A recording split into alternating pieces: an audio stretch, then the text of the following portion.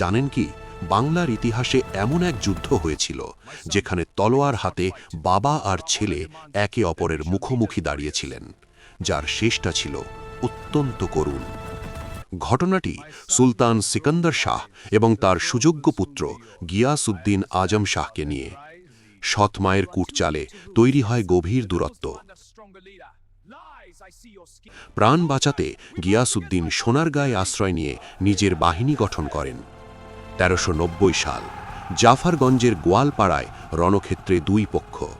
গিয়াসউদ্দিনের মনে বাবার প্রতি ভালোবাসা কম ছিল না, তাই সেনাদের কড়া নির্দেশ দেন, আমার বাবার গায়ে যেন একটি আঁচড়ও না লাগে। কিন্তু যুদ্ধের রণকৌশল কি আর আবেগ মানে? যুদ্ধের ময়দানেই মারাত্মক জখম হলেন সুলতান। গিয়াসউদ্দিন যখন হাহাকার করে বাবার মাথা কোলে তুলে নিলেন, তখন সব শেষ। তবে মৃত্যুর আগে সিকান্দর শাহ ছেলেকে ক্ষমা করে বাংলার সিংহাসনের উত্তরাধিকার দিয়ে যান।